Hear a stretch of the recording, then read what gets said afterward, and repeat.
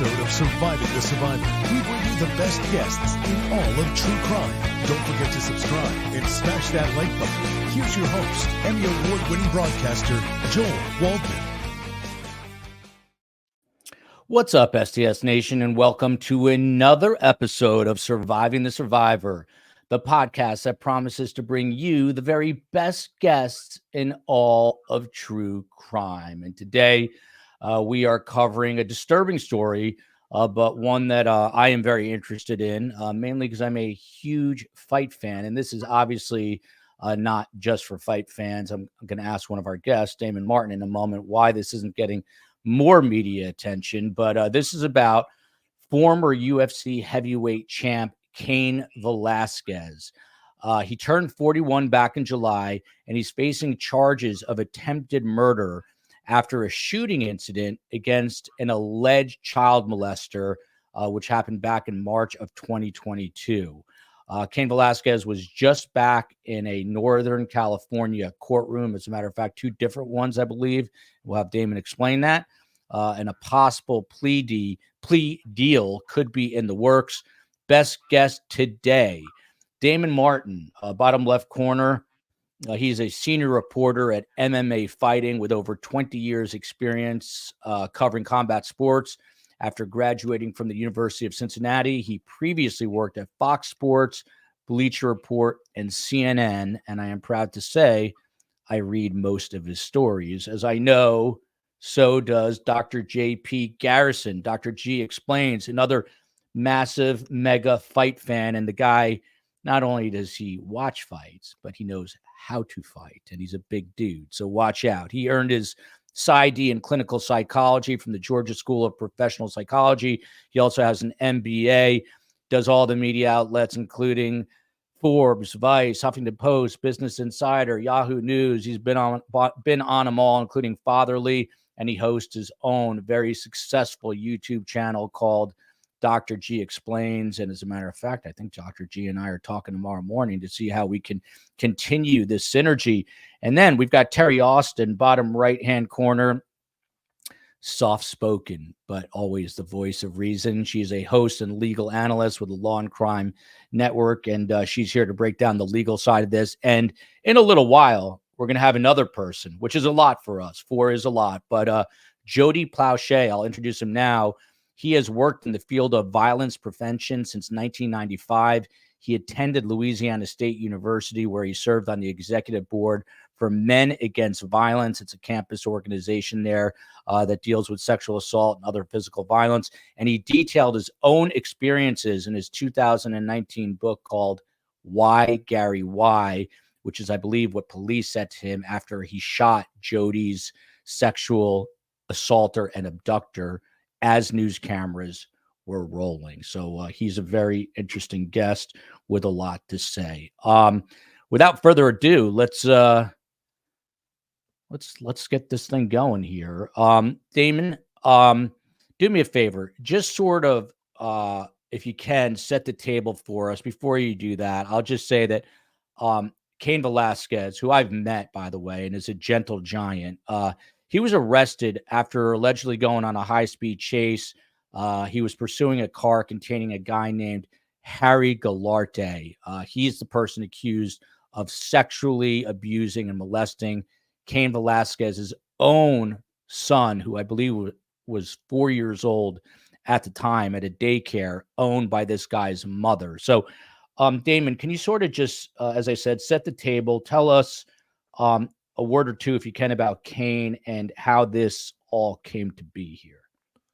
So Cain Velasquez, for those who aren't big fight fans, is a former multi-time UFC heavyweight champion. Many people believe, if not for injuries he faced during his career, he could be the greatest heavyweight to ever compete in the UFC. Incredible athlete. He wrestled at Arizona State University before transitioning into MMA, and he was just an incredible athlete. Sadly, injuries derailed most of his fighting career. That's the downside of his career, but he eventually, he still won titles, and he eventually retired from the sport and actually crossed over into WWE, into professional wrestling, very briefly. As far as what's going on with him currently, as the story goes, Cain's son was part of this daycare owned by Patty Galarte, as her name, and the allegations are that there was sexual abuse happening to some of the kids there. His 4-year-old son, Cain Velasquez's 4-year-old son, being one of the children. The person accused of that crime is Harry Goularte, who is Patty's son. Harry Goularte was arrested and charged, and he has a separate trial of his own ongoing right now. I believe he's due back in court in about 2 weeks in Santa Clara County, California. But he was released on bond against recommendation of the prosecution. Right after that happened is when this alleged rampage happened, where Cain Velasquez sought out Harry Goularte and ended up going on a high-speed chase, seeking the car that had Harry Goularte in it. It also contained his mother, Patty Goularte, and his stepfather, Paul Bender. And Cain allegedly fired several shots from a handgun at the car, chasing it down the street. When the chase eventually ended, there was one person injured. It was actually Paul Bender, who was shot by a stray bullet. He suffered non-life-threatening injuries, and Cain Velasquez was arrested at the scene without incident, caused no problems, and surrendered at the scene, and then spent the next 8 months in jail after he was charged with premeditated attempted murder amongst 9 other charges. And he was eventually released on bond after 8 months in jail on $1 million bond, and he's been out since then. And as of yesterday, we are still waiting for the trial setting to happen. The next date is in April. So we will see what actually happens with that. And now the show's over because Damon just marvelously explained absolutely everything. This is why I brought him on. But we will find other things to talk about. But this is obviously not a fight story. This is a story about a father protecting his very young son from someone who sexually assaulted and reportedly sexually molested him. And as you heard Damon say, this person is also facing a lot of legal trouble and is going to be going on trial. That is Harry Goularte. Shout out to Meg P here for gifting the 5 memberships. Just so people know who we're talking about here, I'm going to bring up a photo of Cain Velasquez. This is Cain right here. A big human being. Damon, what are his stats? He's about 6'3", 250. I want to say he's a little shorter than that, maybe 6'1". I'm 6'3". I've stood next to Cain. He's actually a little bit shorter than I am. Actually, the first time I met Cain, going back many years ago, I remember he was one of the most ferocious heavyweight fighters. And I remember meeting him and thinking, man, this guy's not that big for a heavyweight. He's like 6'1" and like 230, 240 pounds. And he was just a terror in the cage. But yeah, actually not as big as you'd imagine some heavyweights would be. Not unlike my friend Dr. G explains, who is a heavyweight. Dr. G, what are you, 6'3", 250-ish, around there? 6'2", 255, yeah. There you go. And the guy boxes and does jit. So maybe he will take on Cain. Cain cut some sort of plea deal. This is the man accused of sexually molesting Cain's little son, who, by the way, is Cain Jr. And we're going to cover all this. To our attorney here on the panel, TERRI Austin, Terry, I don't need to tell you, Cain Velasquez could have found this person and literally could have taken matters into his own hands. But we'll get to Dr. G about why he sort of snapped, which I think is understandable. So he does reportedly, allegedly snap, and he then, in a car chase, pursues this guy here, but shoots, I guess, his stepfather, not life-threatening injuries. What does the law say about this? I mean, how likely is it that Cain will get away with something like time served at this point? Or will he have to go through this entire legal rigmarole to get through this now? Well, first of all, thank you for having me. And while I am a lawyer, I also have a black belt in Taekwondo. So I am 5'2" and 105. So I'm not sure if I could beat all of you. Well, you could probably beat up. You could definitely beat me up. You might be able to beat up Dr. J. I'm not going to speak for Damon, but maybe Cain will take you on in some sort of charity match. I don't know, but well, we'll see what happens. But as far as his trial is concerned, look, these are very serious charges. They've charged him with attempted first-degree murder and also, shooting at a car. He had a firearm, so there are multiple counts of him having a firearm and a deadly weapon and willfully discharging that deadly weapon. So he really could face, upwards of 20 years in prison. I don't think that will happen the lawyer, Mark Garagos, for Cain Velasquez, has already stated that they are going to talk about a heat of passion defense, which I think in California will give him a reduced sentence. It is something that if it goes to trial, the judge can look at it as a mitigating factor, and that jury can look at it as a mitigating factor. So I think at the end of the day, that will help his case.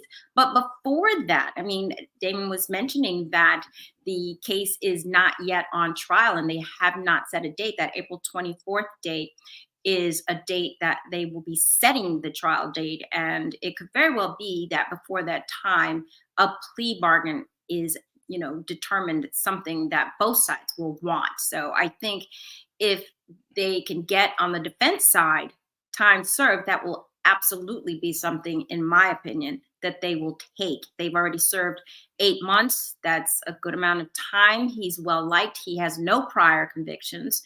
And he had a lot of people come in and during the hearing on that bail bond to say this is a good guy. He's upstanding in the community and he has been very good while he was behind bars.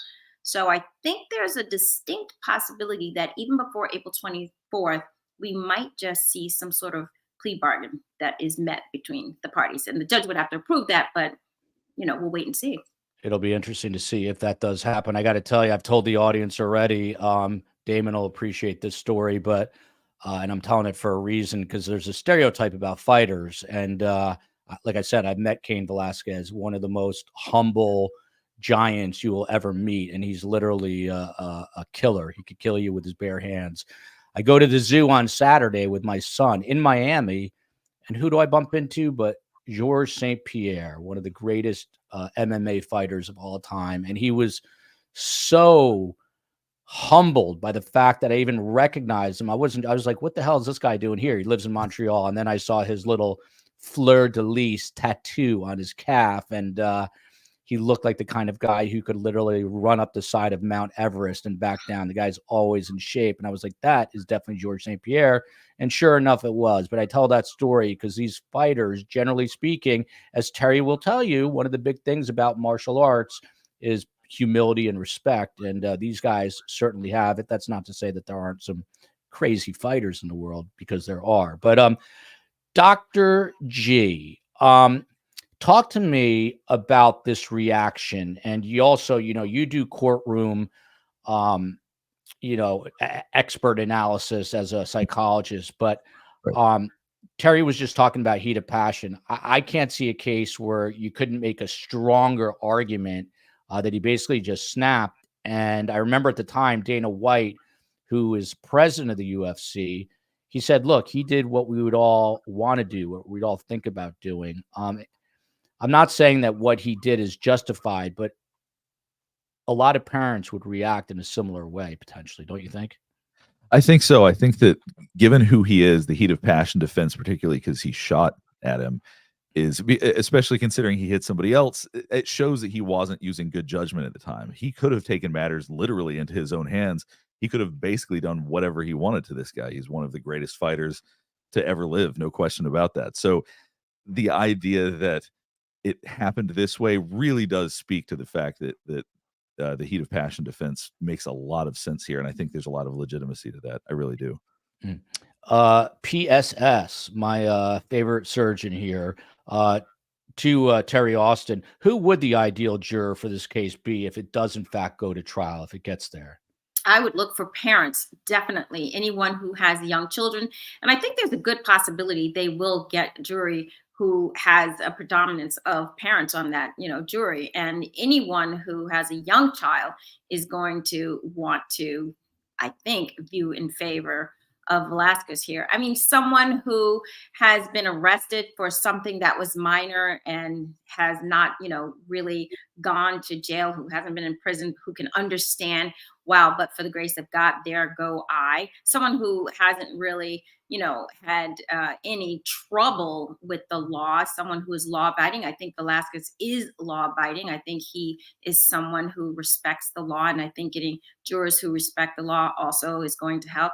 So you want someone who can be positioned, a jury of your peers. That's what you are entitled to under the Constitution. And the defense is going to want to get people who look like, sound like, act like the defendant. To the extent that they can do that, that's what they're going to try to do. MJ, maybe that's why Nick Diaz was so nice to me when I met him. That never occurred to me until now. You're so smart, Joel. COE, see if you can find the photo of you and Nick. This is a funny story I tell everyone, but when I first met the COE, it was her birthday, and a bunch of us all went to Vegas. We end up at a nightclub, and who's there? But Nick Diaz, and he ends up sitting at our table because he thought some of the COE's friends were cute.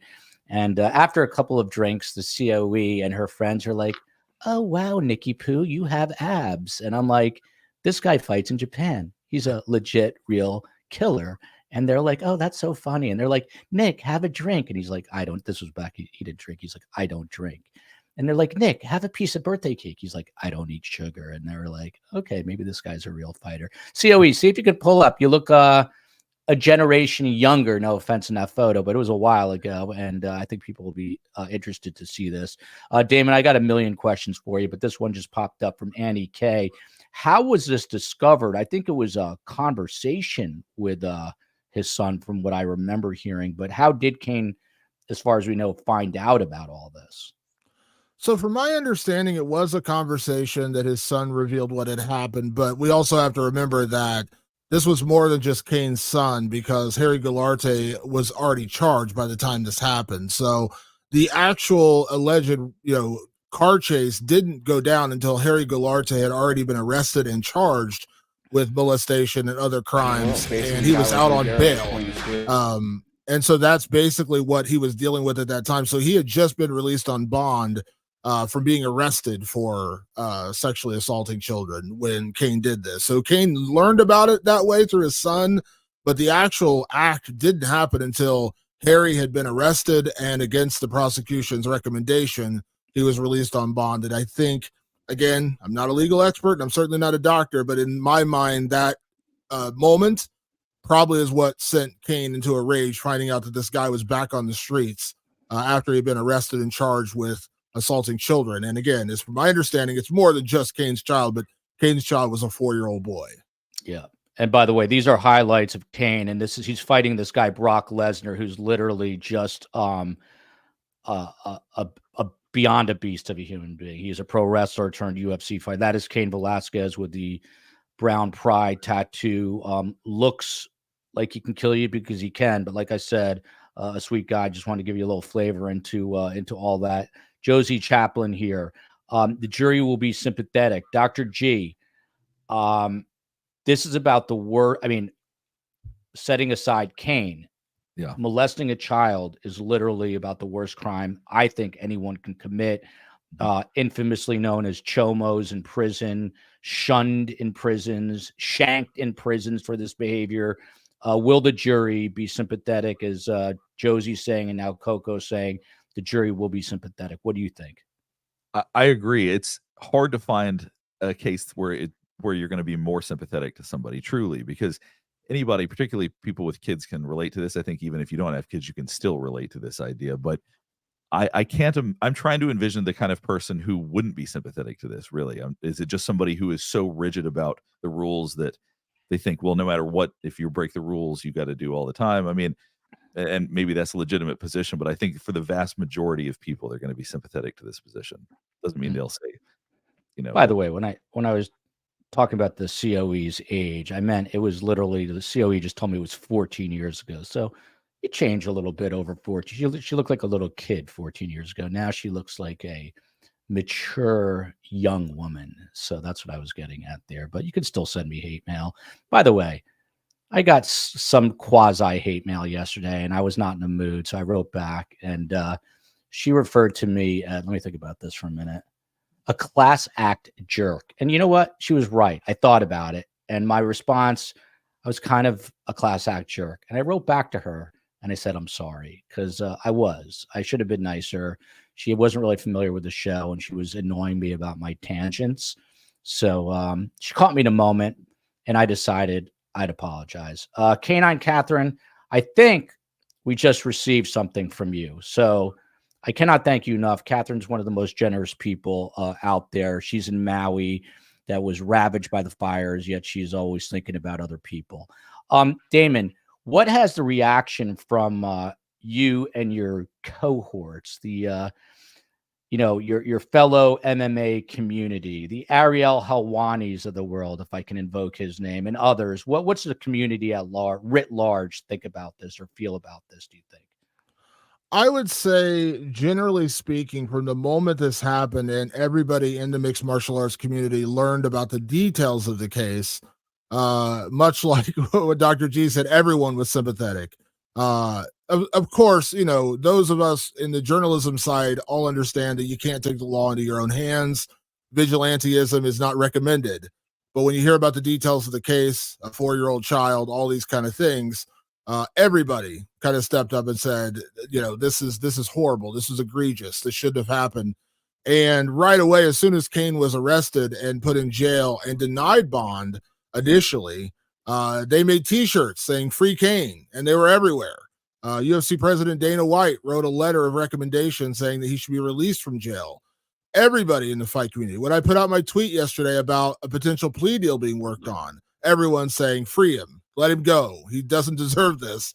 I would say, I hate to speak for the entire MMA world, but I think I can say pretty confidently that at least the vast majority of the MMA world backed Cain Velasquez. Certainly, again, I don't think everyone agrees with taking the law into your own hands, but given the circumstances, the horrific acts that were allegedly carried out upon his son, I think everyone in that same situation would say, yeah, I can see why he did it. And so the outpouring of support has been pretty much universal for him since this whole thing happened. And this is, by the way, a true comment. He was denied bond, Cain was, but the child molester, alleged child molester, was set free. Joining us right now, like I said, it's going to be a little crowded today, but this guest, JODY PLAUCHE, is the man you want on a story like this. JODY, if you can flip your phone the other way, if possible. I was about to do that. Thank you, JODY. JODY, I know you're coming in midstream here. I already introduced you to everyone. What about this fact, and I know you know bits and pieces of this, but what about the fact that Cain, he was denied bond, but his son's accused child molester, he was set free on bail. Does that surprise you? I mean, California is a very liberal state, but are you surprised by that decision going back? Now both are free, both out pending trials. But what about that initial incarceration of Cain, but not the alleged sexual molester?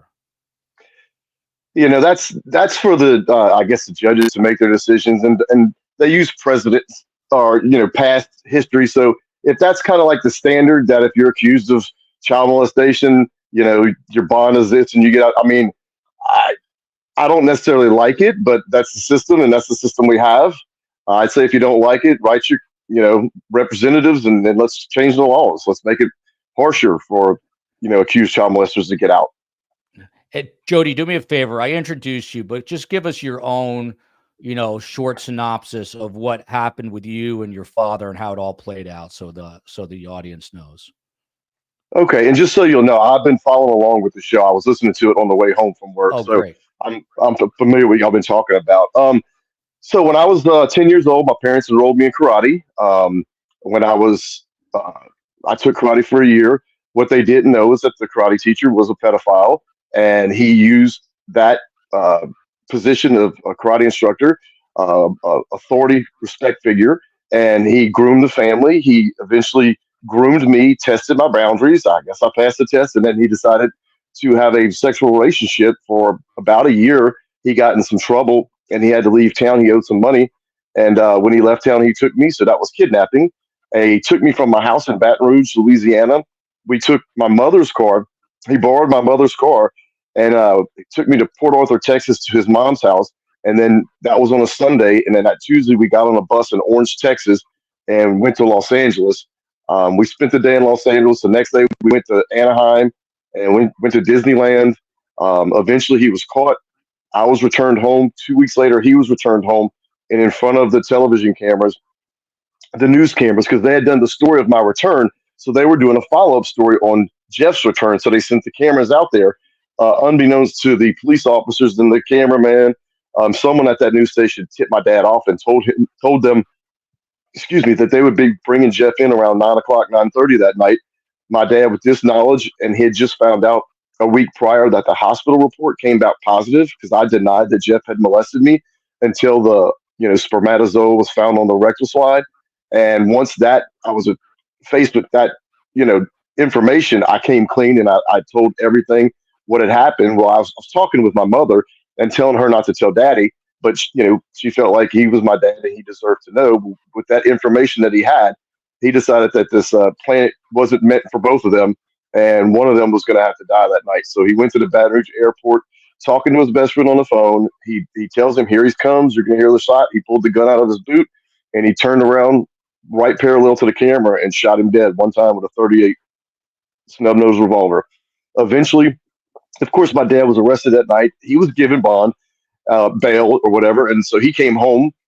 He never went to trial. He eventually pled no contest to manslaughter and got a 7-year suspended sentence, 300 hours community service, and 5 years probation. And my dad never got in trouble after that. So if they want to use my father as an example of a good person who was put in a bad situation, that would be the same thing that Cain was put into. And I will say this, I did another interview about Cain, and I know that Cain, I believe, probably learned his lesson and realized the value of being with his family and being with his son, and is probably not a threat to commit another crime. So I'll probably be, writing the DA or something on behalf of Cain, because I really think he should get credit for time served. He did wrong, but he also has been punished for it. And I think Cain would be better used raising awareness on child sexual abuse and speaking out like I do, instead of rotting in some jail doing no good.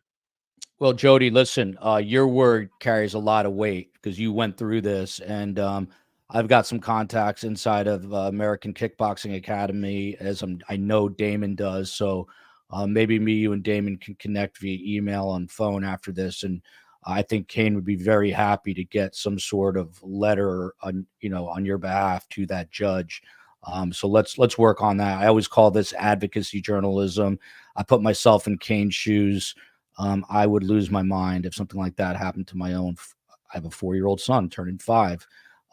So maybe Damon, you and I can discuss that, after the show. But Dr. G, you hear Jody's story. What runs through your mind as a psychologist and as a father? Well, part of what I was thinking about, well, as a father, it's just your worst nightmare. I can't even process the idea of something like this happening in my own life. So how any of us would react is hard to predict. But when I think about whether or not Cain Velasquez is a threat, or that he could be, that anybody needs to be concerned that he could harm somebody else, to me, the likelihood of that is zero, given his history, or close to zero. So that's what was really standing out to me as we were talking about this. So I think, as far as whether or not he's a threat to the community or could do this kind of thing again, I think that it was an impulsive act, but he doesn't have a history of being impulsive. He doesn't seem like somebody who has low empathy. He doesn't seem like somebody who has all the concerning traits of somebody who might do something like this again. And I think that'll work in his favor.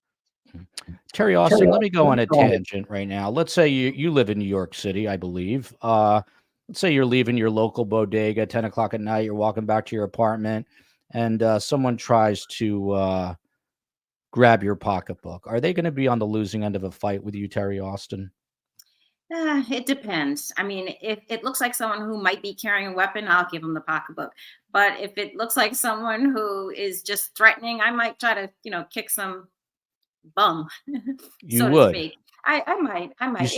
You have to, I think, if you live in New York City, and I do, and I'm here in Harlem, and, I'm a single mom, and my kids are grown, but I am hyper vigilant and hyper aware of my surroundings. So I very rarely get in that kind of situation. If I see someone coming, I'll walk in the middle of the street. So I think prevention is the first thing that you have to do. But if, I had a threat against me, I'd assess it. And then I would determine whether or not I wanted to get into a battle or just give up the purse. They will tell you in law enforcement, just give up the purse. So probably I would just give up the purse. One thing I was going to say about Cain and the jury, I think that you might see something that's called jury nullification, meaning they won't follow the law, meaning that they will be sympathetic. And even though under the law, this was attempted murder per se, that they're not going to follow it. And they're going to say either not guilty, or perhaps they'll come to some sort of compromise where there's a lesser charge that they'll say, okay, guilty of that, maybe the gun possession, and it will already be time served. So I honestly think that there will be some sort of plea beforehand. I agree totally with Jody. And Jody, one thing I want to say, God bless you and thank you for sharing your story.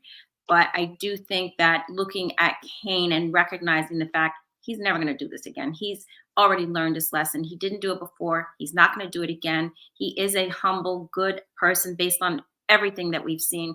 So I think he'll either get a good plea, or if he has to go before that jury, I'm not predicting that they'll come back with the severest punishment, because he's not a threat to society. And I don't think he'll ever do anything like that again. Damon, to that point, does Cain, I think he has a clean record. I don't think he had any kind of rap sheet prior to this, right? Right, Damon? No record whatsoever. He was a graduate of Arizona State, went right into fighting, started his family, and no criminal history whatsoever. I'll say it once, and maybe people think it's controversial, but I think he should get time served and let the man live his life. What was done to his family is, look at this, misdemeanor OG. This is why I love STS Nation. Can we set up a petition? I don't know how to do it, but I would love to. Damon, are there petitions out there, Damon Martin? There are. As I said, when Cain first went behind bars, there was a drive started to help his family out, and people were selling the free Cain T-shirts that were out there. I'd have to find the website, but there is a website out there. And just to throw in one little point about the court, talking to what Terry was referencing about the sympathy for Cain, having followed this and been at every single court hearing that has been held so far for Cain. You know, when he was first arrested and brought up on bail and they denied his bond for 8 months, the district attorney named Aaron French had argued vehemently that he was still a danger to society and he was a danger to Harry Galarte and his family. When Judge Arthur Bocanegra eventually gave him $1 million bond, he basically said, you know, you served time, you've been away from your family. I think you're better served to be with your family. And since that time, you know, you have to remember Cain Velasquez, even before this happened, was a very public figure. If you are a fight fan of any relative knowledge of the UFC, you probably know who Cain Velasquez is. So this isn't a guy who can walk around anonymously. You know, he was well known before this. I would say now he's even more well known, maybe for the wrong reason of what's happened, but he's not in a position where he could just walk around and do heinous acts and get away with it, because people know who he is. People see him. He's very visible.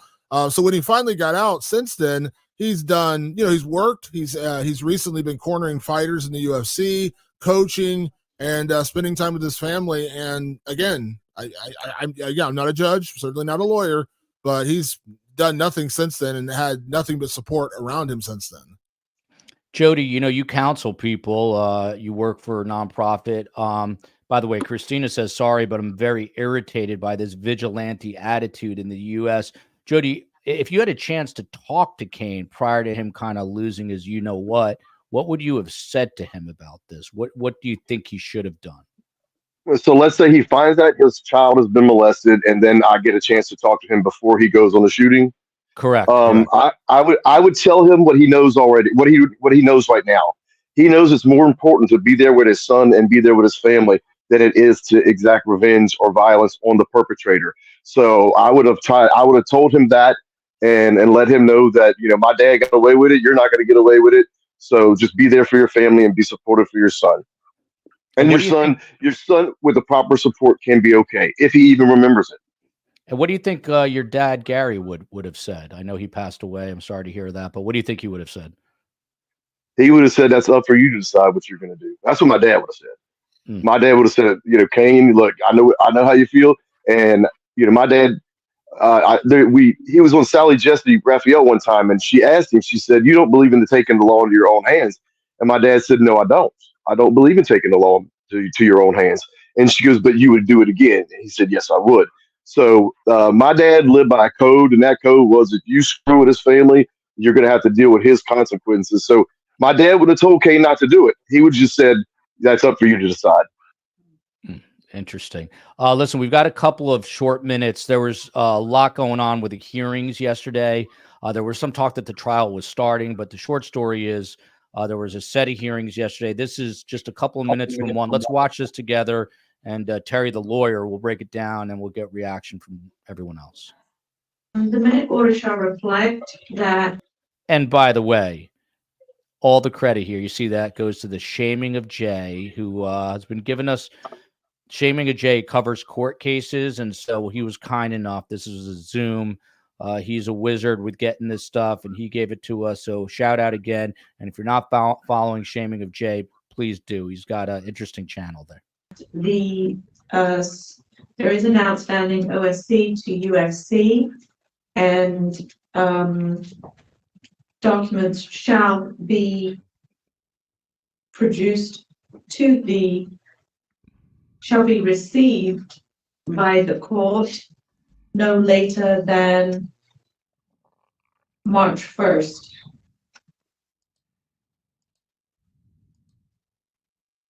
March 1st, 2024, to Department 28. There'll be a hearing on the 6th at 1:30 when we can address that.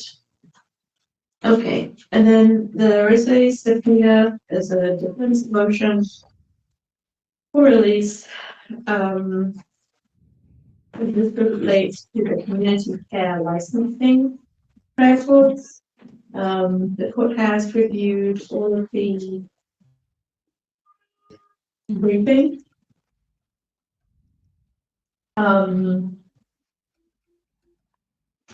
Your Honor, did the court get my motion to quash this morning that was filed? No. So I'm going to continue this to April 17th.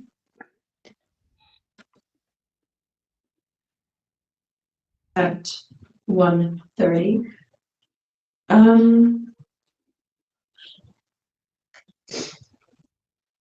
So April 17th at 1:30,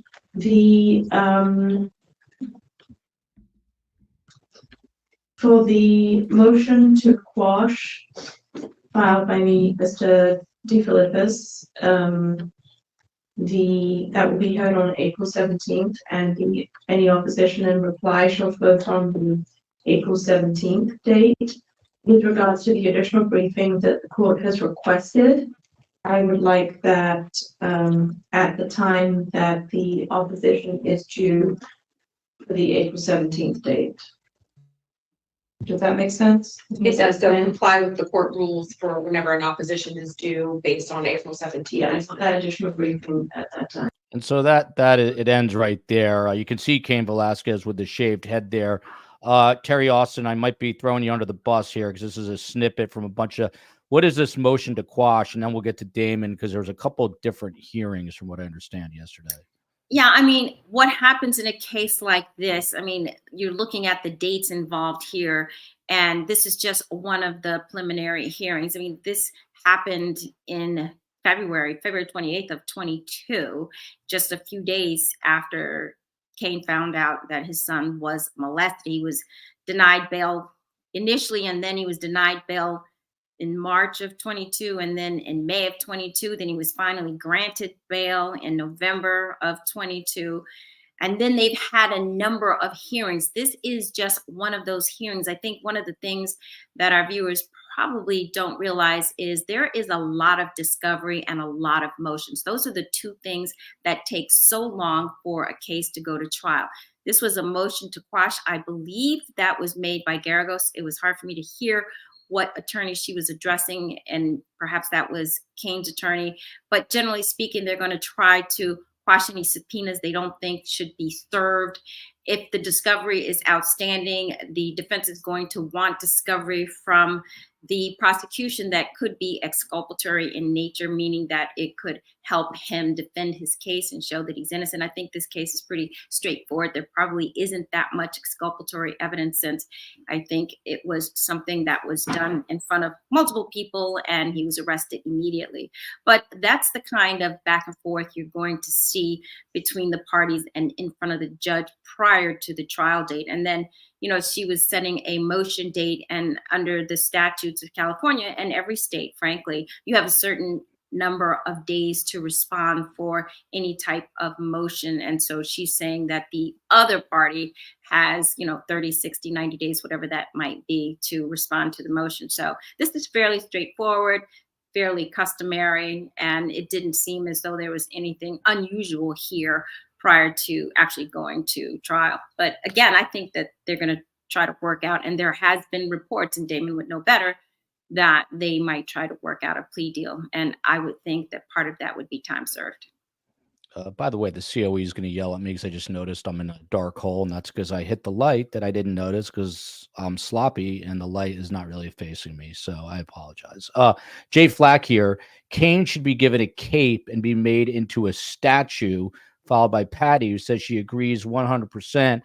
Dr. G, this just goes to show, look, shooting at anyone is a bad crime, unless maybe you're shooting at someone who molested your own child. Is there some kind of delineation, you think? I mean, I think if you talk, there's a kind of a public perception of this, what you should say and what most people feel about this privately. Do you think most people privately are like, that guy got what was coming to him, or no? I'd say, frankly, probably most people probably feel that way. It's especially considering it, as we talked about earlier, was probably an act of passion. If it would be one thing if he had talked with people and had time to think about it and work through it and make good decisions about it. But the fact is, it just sort of happened. I think a lot of people can understand that. Doesn't mean that we accept vigilantism or that we want that to happen, but I think people can make sense of it. And it's such a despicable act. It's something that there's a lot of crimes that people can look at both sides on. There's no both sides to this one. It's just awful. Well, if I can say one thing, Jody, yeah. Go ahead, Jody. I don't necessarily agree that Cain, deserves a statue. He did shoot the wrong person, so maybe he needs some shooting lessons so he can get the right person.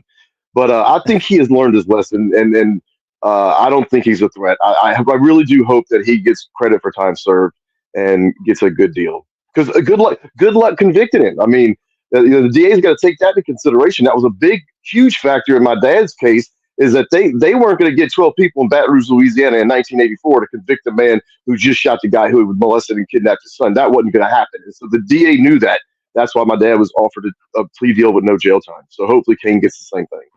Yeah, well, this is ADA, the assistant district attorney, a guy named something French, is, he was arguing in court that he wants a trial date, which we'll ask Damon about in a minute.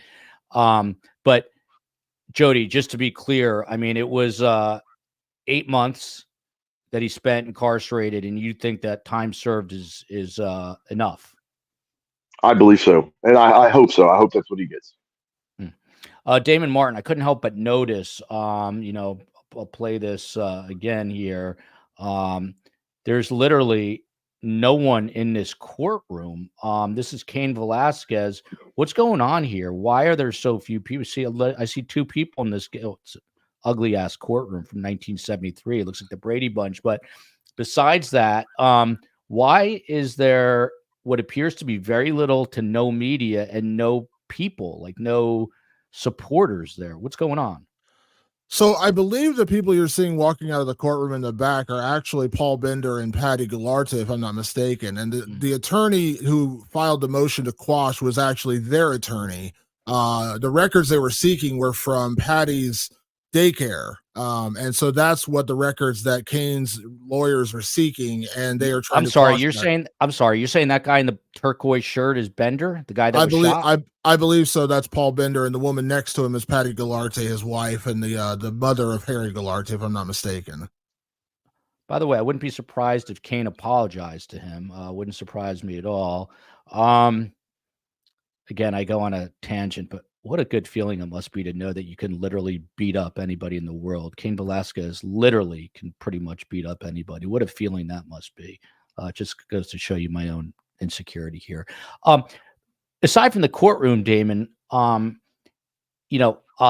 reveal a conversation. Dr. G said to me, look, there's doesn't appear to be a lot of interest in this. So if we do this video, he was telling me this, you're probably not going to get a lot of numbers. And the truth is, our live is lower than it typically is. This is not a story about a UFC fighter. This is a story about someone whose son was sexually molested, and this person exacted revenge. And, you know, I'm just wondering why, in your opinion, why don't you think there's been more media attention here? You know, it's hard to find stories on this, you know, other than MMA fighting, it's difficult to find stuff on this. It's unfortunate. I think, you know, part of it, I believe, is because this process has dragged on for so long. If you go back to when Cain was first arrested and the 8 months after that, when he was in jail and trying to get out on bond, there was a lot of coverage for that, you know, trying to get out on bail and the prosecution arguing against that. Since then, it's just been a lot of feet dragging, a lot of, you know, procedural hearings and delays in the trial setting. And sadly, you know, we are a very here and now society, and it feels like some people out in the mainstream, at least, have kind of lost interest in this a little bit. I can tell you from the insular part of the MMA world, everyone's very, very interested in this case and very, very interested in what happens to Cain. Every time I've written a story about Cain or covered a court hearing for Cain, there's always an outpouring of support and questions. And so this is, again, and also for the courtroom question you mentioned, I will say whenever Cain has gone, again, Cain was in two different courtrooms yesterday. The smaller courtroom we saw the video of, that was the procedural for the subpoenas for evidence, one from the UFC and one from Patty Goularte's daycare. The second hearing in a different department was the one with the trial setting question. That's a much bigger department, and Cain has definitely had a lot of people there to support him. I know former UFC two-division champion Daniel Cormier, who is a very, very close friend of Cain Velasquez, has been, anytime he's been not working and there's been a trial or a hearing, Daniel Cormier has been front and center. His coaches have been there. Other supporters have been there. So that was, I think the smaller courtroom was just for the people involved in the case. But when you look at the bigger courtroom and you see any of those videos, there's always a smattering of people there supporting Cain, whether it's his friends, coaches, fellow fighters. There's been a lot of support there. But you're right, the coverage has kind of died down. And I honestly, truly believe it's the timing. I mean, this happened in February of 2022. Here we sit 2 years later, and we're still really not closer to trial, if we're being honest. Yeah, that's interesting. By the way, we come full circle. Daniel Cormier, one of the best wrestlers, heavyweights, and he's from Baton Rouge, baby. He's from Louisiana. Him and Dustin Poirier, right? Jody, are you? I think they're from the Lafayette area, which is Lafayette. You're right. Lafayette. You're right. Lafayette. I am not a real big fan of MMA. I have gone to Vegas to go to see John Jones fight. I've been to New Orleans to watch UFC fights. But I like boxing. I'm a boxing guy. I mean, I'll watch it. My brother and my neighbors, they'll order the pay-per-views, and I'll watch it with them, and I enjoy when I watch it, but I'm just not a big fan. But I do know Cormier. I do know Cain Velasquez, George St. Pierre. I heard y'all mention him earlier. So, I mean, I followed enough to where I'm not just ignorant about the sport. Yeah, and these are some of the biggest names that are, you know, involved. Daniel Cormier is a huge figure in the sport. This is another good question from PSS. Dr. G, how do we tackle the sad irony, and this is a good point, that chomos are often victims themselves? I don't know if you have any stats on this, Dr. G, but a lot of times when someone is sexually molesting someone, it's because they were had the same thing done to them. So I don't know what the statistics are on this, but I don't think that someone being a victim causes them to become a perpetrator. I don't know because I think maybe it's more correlation than causation here. So there may be a lot of people who are chomos that were victims, but I don't think that that's the cause. So I'm not sure how to address that specifically, other than I don't think that one necessarily leads to the other. I'm not sure they're as connected as they may seem. It's not connected at all. I do believe that if the child is young and they're abused, that it can confuse that child, but it's not going to, like, it didn't turn me into a homosexual, or it didn't turn me into a child molester. Oh, or we're not supposed to say that, a chomo. So I think that's an excuse that a lot of them use. I think my abuser used that his mother had prostituted him out, and thus that's why he felt like he was attracted to children. But I think there needs to be more research done on that. And something you got to understand about the kind of folks who would do this, a lot of them have personality disorders, and people that have personality disorders see themselves as perpetual victims. So if there is a history there, you're going to hear more from them than anybody else, or they might just say they have histories that they don't, if I'm being frank. So I really do think that the link may be tenuous at best and probably not actually there at all, frankly. By the way, real quickly, tomorrow, the Phil and Scott show is going to be the Phil, F-I-L, and Phil, P-H-I-L, Phil Ramos, both veteran homicide detectives. Scott Duffy can't be with us tomorrow. And we are talking, there are new sketches in the Rachel Morin case. She's a mom of 5 in Maryland who was brutally murdered. And they have DNA of the suspect, but they don't have an identity. But now they have sketches. And I'm going to pick their brains about how to hopefully get justice for the family and catch this guy. He's been on the loose. That murder happened back in the beginning of August, and here we are in February. But Scott Duffy says he's on borrowed time. But again, special time tomorrow, 12 p.m. Eastern time. My friend Catherine again in Maui. If you, this is to Terry here. If he had used his hands and beaten the you-know-what out of him, would he be in as much trouble? Are his hands considered lethal weapons? I mean, I can say this, and I was talking about this with Dr. G. He could definitely kill a person with his bare hands. But Terry, what do you say?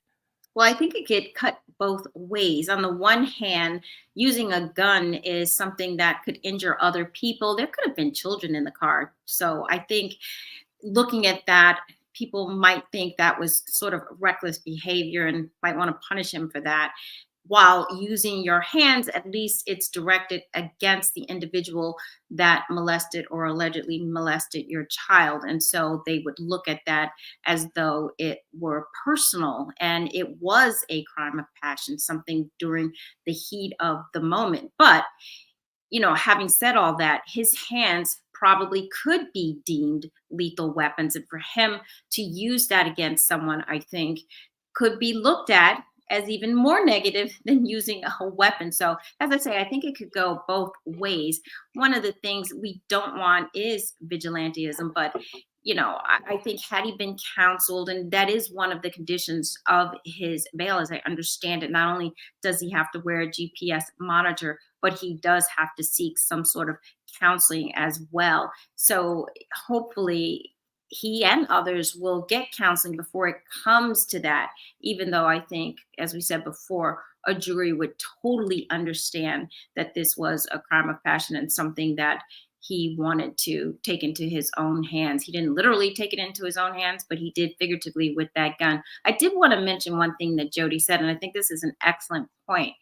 The prosecution is going to have to think twice if, in fact, they get a hung jury, a mistrial, because it is going to be difficult to convince 12 people to literally follow the law. They go in saying they will. They pick that jury with the knowledge and understanding that the jury is going to listen to the facts and follow the law. I think it will be impossible to get 12 people to do that. And the prosecution is going to have to think very hard about having to bring the case again and probably again and probably again, because getting 12 people to agree to that is going to be, I think, impossible. And so for those reasons, I do think that the prosecution is going to be able to get a plea deal that will satisfy. Mark Garagos has already said, you know, time served. I think he believes his client should walk. They are open, as I understand it, and maybe Damon knows more, to a plea deal. But not knowing the terms of that, I'm certain part of it is, I've already served my time. Let me go now.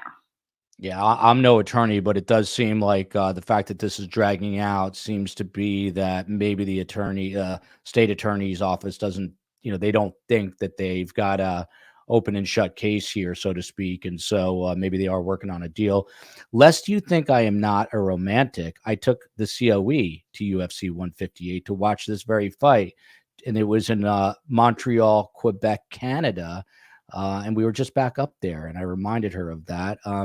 I take the COE to very romantic events. I take her to the rodeo, took my kid to monster trucks. My mother's very proud of me.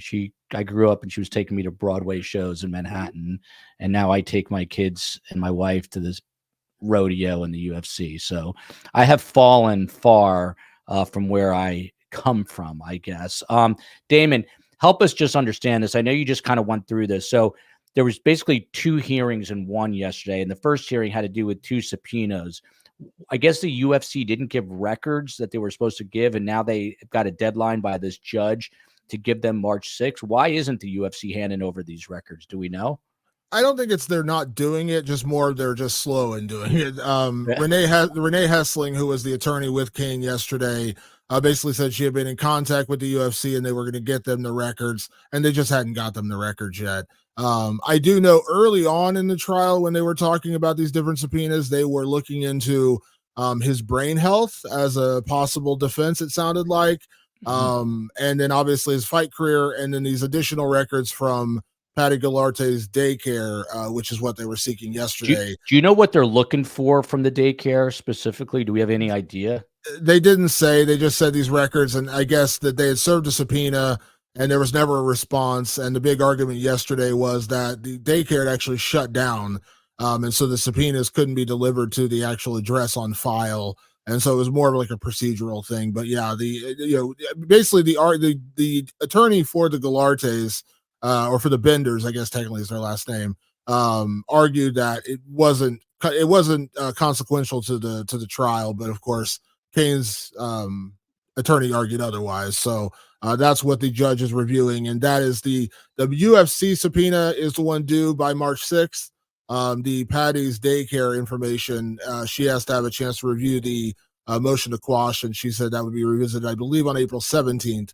And then the second court hearing was for the trial setting, but this was the first time that I can remember of all these different trial settings that continuously got pushed back for one reason or another, that I can remember hearing Aaron French, the district attorney, openly address saying, we want to set a trial date right away, but it is what it is. And he said, we are open to continuing discussions with the attorneys on a possible resolution to avoid trial.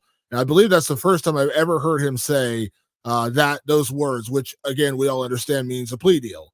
So I think the prosecution understands this is going to be a very, very, very hard case to actually convict Cain Velasquez. And when he said that, it caught my ear, because up to this point, if you listen to Aaron French in any of the other trial settings, any of the other hearings, he's been very adamant about, this guy took the law into his own hands. It was a menace, all these different words he used. And now suddenly he's like, we are very open to discussing negotiations with the attorneys on a possible resolution to avoid trial. And that was the first time I'd ever heard that. Yeah. Terry, do we know if the person who, this Paul Bender guy who he accidentally shot instead of the other guy, if he has a civil suit, maybe Damon knows, but do you know, Terry? And is it typical to see a civil suit in a case like this? Absolutely typical. And I think knowing that there's money there, that's a possibility. The only civil suit that I am aware of that has been filed is the civil suit that was filed by Velasquez, actually. And that civil suit was for the harm that Galartes imposed as far as his son was concerned. So I do think that we could see other suits as well by both sides of this, very difficult case. The civil lawsuit against Galarte was filed on behalf of Velasquez's son. And, he's claiming that Galarte sexually molested him. And so he wants to get, remuneration as far as that's concerned. But I could also see, to your point, Bender filing a suit saying that, he was in fact injured, and he was. It wasn't life-threatening, but he could certainly sue on the civil side as well for monetary, injuries that he received there. Go ahead, Jody. If anyone's wondering if there were lawsuits in my dad's situation, is everybody sued everybody. The Doucette family sued my dad, the TV station, the sheriff's office. One of the sheriff's deputies sued my dad, sued the TV station. So yeah, there's probably going to be lawsuits. That'd be my best guess. Yeah, that's typically how it goes. Back to Terry for a minute, since you are the only lawyer, you got to field all the legal questions. Is jury nullification that you talked about, is it legal? I assume it is legal because the jurors are deciding to do what they are deciding to do, right? Yes. I mean, here's the issue. If in fact the jury says that they're going to listen to the facts and apply the law and promise to do that, but the sympathy overcomes them and they decide, look, you're not guilty on any of these charges because we feel really bad because we understand what happened, and they acquit him.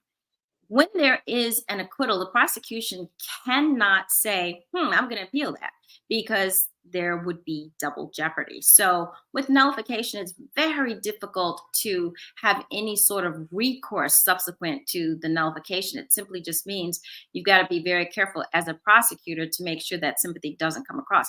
I think that's, and Jody, you said this earlier, that's something that the prosecution is going to have to think about very seriously. There is going to be sympathy for Velasquez. And I think if they say they're going to follow the law, but hey, they looked at the evidence and, they thought that not guilty for whatever reason, they don't have to give a reason and they don't have to say anything after it.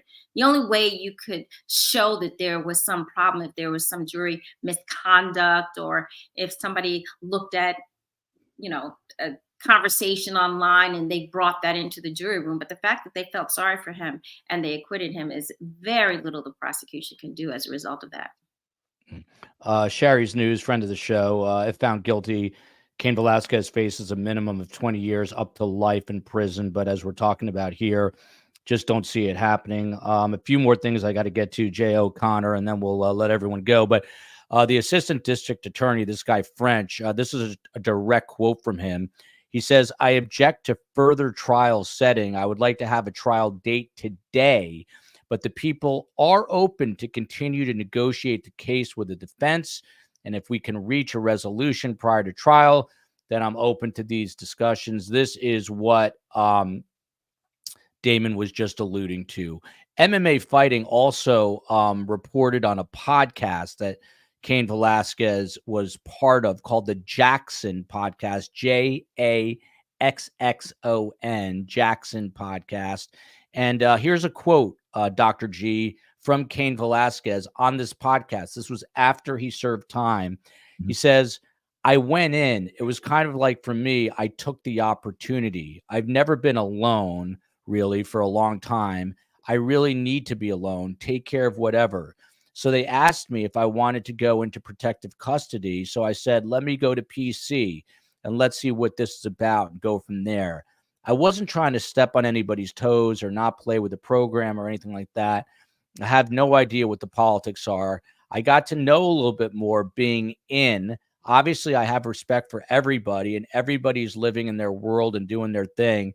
But I took the opportunity to be with myself for the time. It was good and bad, but it was mainly good. I believe a lot of people should experience something like that, like having their freedoms taken away, to appreciate what you have.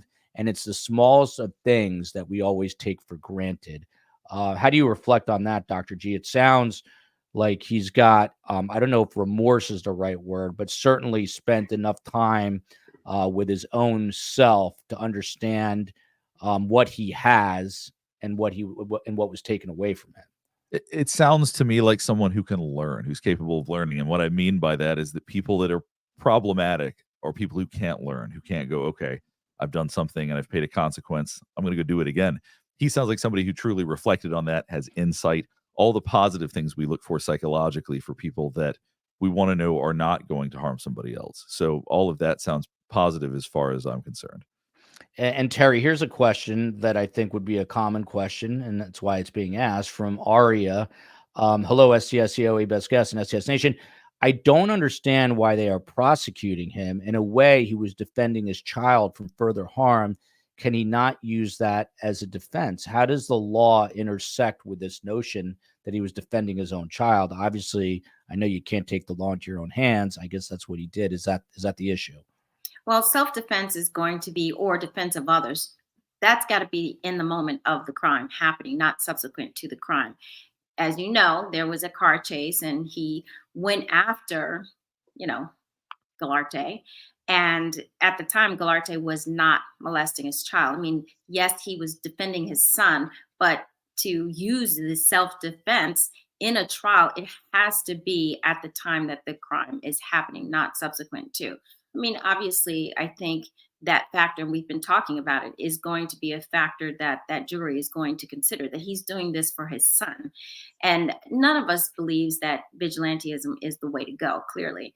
But I definitely believe that that jury is going to take into account that he's a father. This was his son, 4 years old. It's just impossible to imagine that someone could abuse a 4-year-old in that way. And so I think it's going to be hard to convict him, and they'll have that in the back of their mind. But legally, technically, it's not a self-defense. Heat of passion, that is something that they can assert, and something that they will be asserting if that case does go to trial.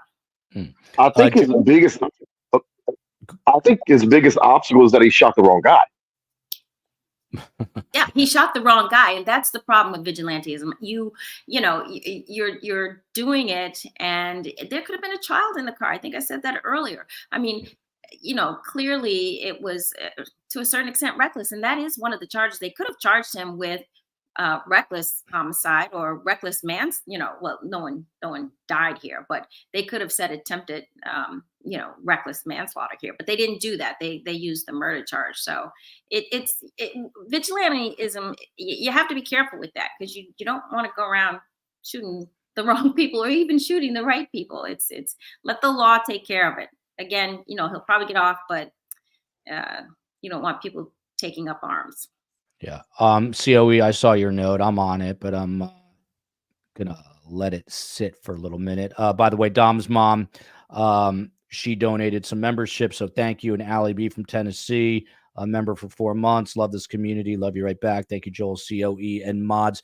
There's another quote, JODY PLAUCHE from Cain Velasquez after serving time. He says, "We're so blessed every day, and we're so down on the dumbest things." I'm very guilty of that, by the way. Shocking, I know. When S gets taken away, you realize, oh, I had all this. I had the opportunity to just leave when I wanted to, leave in my car and go outside, look at something, look at nature, have the opportunity to go look at something like that and appreciate the day. Jody, when you hear that, I mean, it really does sound like he has come to terms with the fact that his freedom was taken away. He doesn't necessarily sound, too remorseful about the going after this perpetrator, but I don't know that I can blame him. When your dad had time to reflect, what would he say to you guys about it? I don't think that my father was remorseful at all. I think that he would do it again. Now, I will say this. He was raised Catholic, and I like to say he believed in 8 of the 10 commandments, because thou shalt not commit adultery and thou shalt not commit murder. He did those 2, but I think my dad, deep down inside, it bothered him that he was put in that situation, but he didn't regret what he did. By the way, Damon Martin, a couple of people have commented that you sound like Josh Mankiewicz of Dateline, which in the true crime world, maybe not in the MMA world, but in the true crime world, to be compared to Josh Mankiewicz, that's like comparing Dr. G's boxing and wrestling to Cain Velasquez. That's right up there. So maybe you can stand in for Josh Mankiewicz one day. But let's round out here with Harry Galarte. So a lot of people are asking what's going on with this guy. Well, he is supposed to stand trial for sexually assaulting Cain's 5-year-old son. He's 44 years old. At least he was back when he was charged in February 2022. So you got to figure he's about 46 right now. Both Cain's wife, Michelle Velasquez, and Galarte, the perpetrator's mother, testified. But what's really interesting here, Damon, is Cain Jr. took the stand, I guess, at a preliminary hearing here. I don't know if you recall much, but do you recall what happened with Cain Velasquez's son, Cain Jr., when he took the stand? I don't remember vividly about that. I've followed Harry's case far less than I've covered Cain's case, but I do know I've kind of covered the main points of it, and I don't remember specifics of when that happened. I do know from my recollection from this latest hearing that, if I'm not mistaken, Galarte's attorneys filed a motion to dismiss the charges, which I believe the judge has to rule on, I believe on February 28th of this month. there's a hearing about that, which I have a hard time believing that's going to be accepted.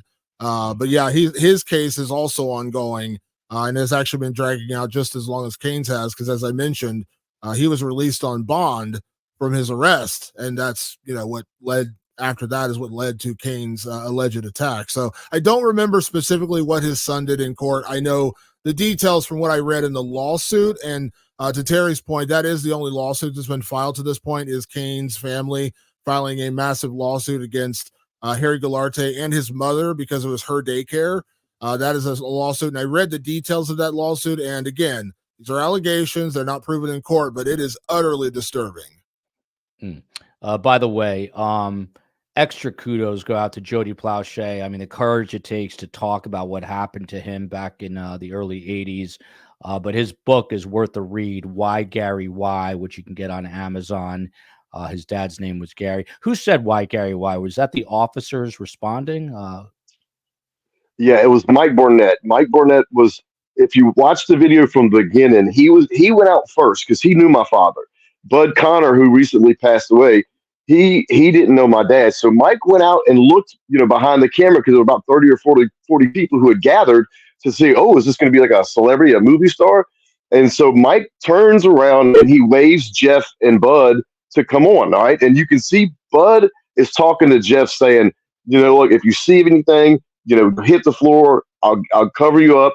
And Mike said he turned his back, and he said right then is when Daddy shot him. And Mike, the one who was the lead police officer, he's the one that my mother called when I went missing. He's the one that was at the house with the notepad, writing down, asking the time, asking the weather to get an idea of where we were. So Mike kind of led the investigation to get me home. That's why if you look at the dedication of my book, it's dedicated to my mother and Mike Burnett. And Mike Burnett was the one that said, why, Gary, why? And he wasn't asking him, why'd you shoot him? Because Daddy told him he was a dead MF whenever Mike's the one that sat my parents down and told them about the hospital report. So Mike wasn't asking, why did you shoot him? He was asking him, why did you put yourself in a position to be prosecuted and to spend the rest of your life in a penitentiary? That's why he was asking him why. So Terry Austin, I promise we're wrapping in a minute. I don't know how common or uncommon this is, but in this preliminary hearing for Galarte, the accused sexual assaulter here, Cain Jr. took the stand. Deputy District Attorney Robert Philbrook repeatedly tried to get yes or no answers out of the young boy, who was allowed, this is so sad, he was allowed to color in a Pokemon coloring book while on the stand. Cain Sr. and Michelle were there in the courtroom, but they could not help him answer questions. And then Cain Jr. said that this guy Galarte did in fact touch his privates, and with the help of a sketch of a stick figure, was able to kind of explain it. Of course, the state jumps in and says, well, he had previously said he touched it 100 times, but in court said that he touched it 2 times. But what gets me here is that you've got a boy taking this stand. I mean, how heavy is this? I mean, how much is this going to affect him? We can ask Dr. G that, but how common or uncommon is it for a little boy like this to take a stand in some sort of preliminary hearing? I've seen children take the stand during a preliminary hearing and at trial, but the difficult part here, what stands out to me, is the very young age. This child is 4 when it happened, and so now maybe 6. Still extremely young. And the first thing that the court tries to establish, and oftentimes there is a victim's assistant there who will help the child, but the very first thing the court tries to establish, and sometimes the court does it themselves, sometimes the prosecution starts out, do you understand the difference between telling a lie and telling the truth? And they will go through that at length to determine whether or not this child's testimony is going to be credible and worthwhile if in fact he were to testify in front of a jury.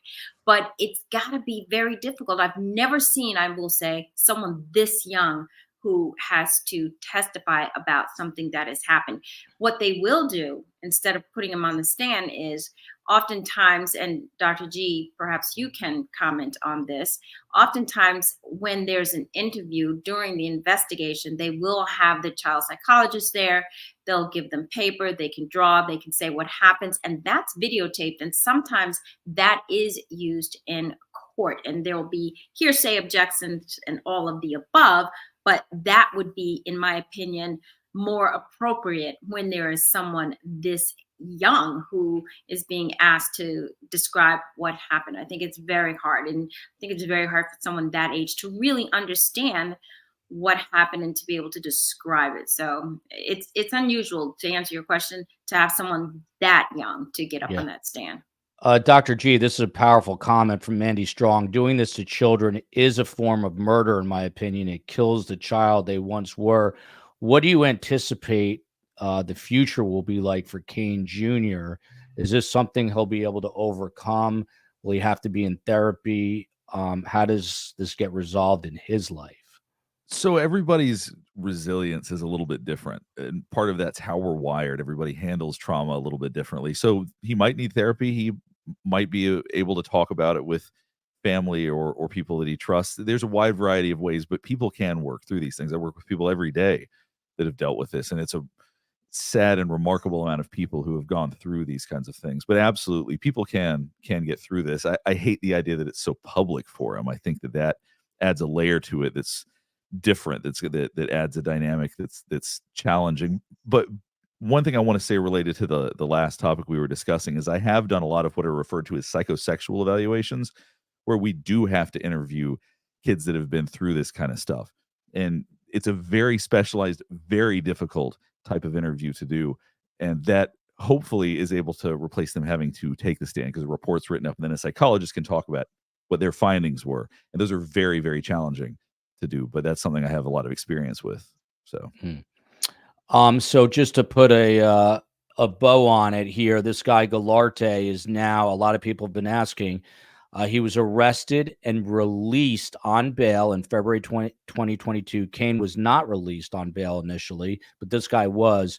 Since then, modifications were made to his bail requirements, including work allowance, the ability to move out of the county, and clearance to be around minor family members. Judge Alcala said Monday that Galarte will continue to be free under those conditions.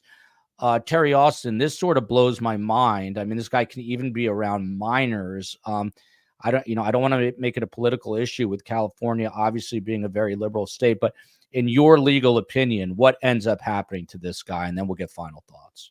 Well, I do think that they said minor family members versus, working in a school. I'm hoping that part of his release had, nothing to do with him being able to work in a school or around young children. Look, if he is in fact convicted, he will be he'll be a felon and he'll have to be listed in the registry. Right now, he is awaiting trial. And I do think the fact that he got on bail and Velasquez didn't was one of the tipping points, frankly. I mean, I'm not in his head, and I don't know what made him say, okay, I'm going to go do this chase and I'm going to get him. But I see some, unfairness in the fact that you have this father who, in hindsight, is trying to protect his son, and yet you have this child molester, allegedly, who is let out on bail. And you look at that and it just doesn't seem fair. And so, Galarte should have very severe restrictions.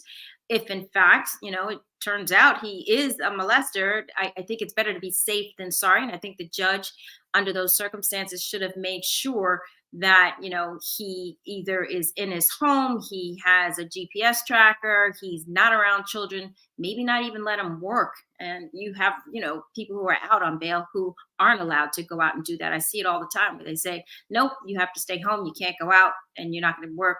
And they could have done that here and they didn't. So I could see some people having a problem with that. Yeah, and Dr. G, just one final point, and then I promise we wrap. What we were talking about earlier, that Cain did not have a prior record and is likely not going to commit another act. Conversely, do you think this guy Galarte would act out again because it's a predilection that he has? I was going to say psychosexual evaluations are something we also do on adults that have perpetrated these kinds of acts. And the hardest type of person to treat are people that deal with these types of issues. Truly, this is one of the most treatment-resistant issues. So that is extremely concerning as far as recidivism goes. And whether it's family or not, it's, as a psychologist, I make recommendations to keep them away from all children. It doesn't matter. I don't think they're oftentimes that they necessarily have that barrier that you might think they would. So yeah, the concern would be for somebody who's been convicted of something like that they certainly is a risk for them doing it again. Not to compare the two, but my dear mother, Carm, obviously Surviving the Survivor is a play on words. She is a Holocaust survivor. She's gotten through so much in life. And by the way, the book is out. You can pre-order Surviving the Survivor on Amazon. But she's always survived with a modicum of humor, as dark as it is. And on that note, I will put this up, Waldman family UFC pictures, and then we will get the final comments. Look at these photos. Anthony Pettis, Weidman. These are with my babies. I make these fighters take pictures with my babies. That is the COE, me, Nick Diaz. I don't know what the hell this is. That's me in the COE back in the day. This is my son and Georges St. Pierre. This weekend, Damon Martin's getting jealous. He's never been around these guys. And look at this. Chuck Liddell with my child. Chuck Liddell, all these people think I'm insane, although Chuck Liddell really loved to be around my little baby. What a sweetheart of a guy. And what can I tell you? I am a true romantic at heart. I chase around UFC fighters and take photos of them with my children, which is really, really pathetic. JODY PLAUCHE, what can we say about him other than the fact that his voice is incredibly important? He's worked in the field of violence prevention since 1995. He's a victim in all this. He details his experiences about sexual molestation and how his dad responded by killing the molester in his book, Why, Gary, Why, the JODY PLAUCHE story. Jody, I would like to follow up with you and Damon about maybe getting a letter to help Cain out. But your final thoughts today, where do you stand on all this? Well, my final thoughts are, I hope that Cain gets lucky like my father, but I do want to share this. And I don't like to be all murder and sexual abuse. I like to be funny. So I'm going to tell a quick little story. Please do. I'm spending the 40th anniversary of my father shooting my karate teacher. I'll be in Austin, Texas, Saturday, March 16th. That's the anniversary. We're talking UFC here. I will be at the Mothership Comedy Club, which is Joe Rogan's comedy club, going to see my favorite comedian, Jim Norton. Jim Norton used to be on the Opie and Anthony show. And one time during the Sandusky situation, they brought up my dad. So they were talking about my dad. And so over the years, I've got to know Jim. And so I consider it kind of an honor to, be at his show at the Joe Rogan Comedy Club. But I went and saw Jim a couple of years ago, and this is in my book. I kind of forced this story into my book. So Jim asked this couple, he asked the guy what his favorite genre of porn was. And if I say anything that I'll keep it. But if I say anything that's wrong, bleep me out or whatever. But anyway, so Jim looks at this guy and goes, "What's your favorite genre of porn?" Well, the guy wouldn't answer him. And me and my friend Tiffany were sitting front stage, like right second row front of Jim. And so Jim kind of looked at the crowd and he goes, "Someone, what's your favorite genre of porn?" Well, my friend Tiffany yelled out anal. And Jim that quick looks at her and goes, "Ma'am, do you know who you're sitting next to? That's my friend Jody. And when he was younger, he was sexually abused." And Tiffany was like, "Oh my God, I'm so sorry." But anyway, so I consider it kind of be an honor to be in Austin for the 40th anniversary of the shooting. So that's where I'll be. And hopefully Cain will have the same results as my dad and he'll be with his family. That's a great story. I know I'm going to, the COE will have a couple of comments about that, but I like the story. And more importantly, I'm jealous you're going to the Mothership, man. I want to go. Maybe I'll meet you out there, Jody. We'll have to talk. Maybe. I'm actually dying to check it out. JP Garrison, a doctor, a Psy.D. He's also an MBA. He does all the media outlets. He's a very smart man, and he hosts his own very popular YouTube channel, which you need to subscribe to, called Dr. G Explains. Dr. G, your final thoughts on this, open-ended. It's a case that I think once people find out about, it's hard to, I mean, I guess I may be repeating myself somewhat, but it really is hard not to feel bad for the guy. It is And I think that based on a variety of factors, things that we didn't even get into, the fact that it was in a car, that they were driving and other things, there's a lot of psychological stuff here that I think that people actually don't fully appreciate about the situation. That I'll probably talk to you a little bit later about, Joel, but I think that there's a lot of dynamics here that when people really understand, they might really truly understand the fact that this was a heat of passion issue, and I think that they will have a very hard time convicting him. So. By the way, something people don't know about the COE is we lived in a lot of cities because we're both in the news business and had to go market to market. And in every city, she would join a boxing gym. The trainers all seemed to like her a lot. She seemed to like the trainers. In Philadelphia at one point, she thought she was going to pass out. It was Bernard Hopkins' trainer. I forget his name. COE, you know. Bowie Fisher. It's not Bowie Fisher.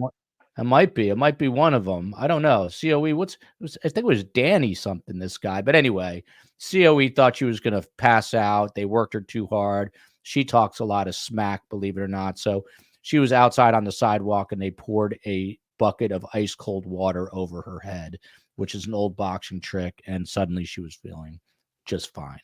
TERRI Austin, she's the host and legal analyst at Law and Crime Network, very bright legal mind. How does this end up for Cain Velasquez, TERRI? How does it end up for Goularte, the alleged offender here? Well, first, I want to thank this panel. I think, Dr. G, you've given us some great insights psychologically. Damon, you are feet on the ground. My goodness, thank you for giving it all of the information that you did about what actually is happening in the case. Jody, obviously, you've put some humanity into this and helped us to understand. Joel, obviously, you're a great moderator. I think at the end of the day, justice should be served, and it should be served by having Cain time served. He'll do some community work. He'll work with people who have been abused. He'll work with people who have taken the law into their hands. He'll, sort of try to use his experience to make things better. And I think Goularte, if in fact he did all of these things that they are saying he did, and we'll see if that evidence comes out, he should spend a great deal of the rest of his life, if not the rest of his life, behind bars. So I don't know what's going to happen, but I think that would serve justice if in fact Cain is out and Goularte's in, obviously if the evidence shows that. Yeah, and we're going to stay on this and let everyone know, but I agree with TERRI Austin there. Last but certainly not least, big get for STS here with Damon Martin, senior reporter at MMA Fighting. He's been covering this, and I've been reading his articles for as many years as he's been writing them. That guy, Ariel Helwani's got nothing on Damon Martin, absolutely nothing. Time to start giving over those MMA awards to guys like Damon Martin. He's a quiet guy, but always doing the work that he needs to do, and it doesn't go unnoticed. 20 years experience covering combat sports after graduating from the University of Cincinnati, previously worked at Fox Sports, Bleacher Report, and CNN. What do you hope to see? How do you hope to see this story end, Damon? And also, it seems like Cain's getting back in. You said he was cornering somebody. He's trying to get back into wrestling. Is he going to get a semblance of his life back, do you think? It sure seems like it. And thank you for having me today. I really appreciate speaking on this. Again, as a journalist, I want to be clear, no one's saying that you should take the law into your own hands. No one's advocating for vigilantism, but when you put yourself into Cain's shoes, you kind of sit there and say, I understand. And I think that's been the general consensus of the MMA world. And, listen, we'll see what all happens, but, Cain seems to be getting his life back together. He's made appearances at professional wrestling shows. He's been coaching and cornering fighters again at American Kickboxing Academy and cornering fighters in the UFC. He was given permission by the courts to do all these things. So again, it sounds like he's got his life together. His family is doing well, or as well as they can be doing. And again, I agree with everyone else here that I hope the end result of this is the 8 months he spent away from his family behind bars will be the only 8 months he spends behind bars. Another amazing panel. Thank you all for being here. Tomorrow, remember, 12 p.m., we're talking Rachel Morin, the mother of 5, murdered on the Ma and Pa Trail in Maryland. They've got sketches out. Let's try to help the police community catch this guy. Until then, Love you, America. Love you, Baton Rouge, Louisiana. Love you, Atlanta, Georgia. Love you, Harlem, New York. Damon, where the hell are you? Are you in Cincinnati? I am in Columbus, Ohio, currently. Oh, there you go. Love you, Columbus, Ohio, the heartland there. Can't do it without Ohio. And IO. I see Jody over there. I got to shout out the IO right there. there you go. OHIO. Panel, stick around. Everyone else, we'll see you tomorrow. Love you, everyone.